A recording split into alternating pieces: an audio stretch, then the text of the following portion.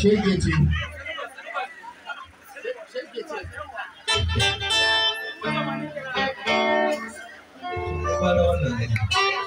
Yalla bai wannan ɗan shi ne a wanke garin ne. A wanke gari.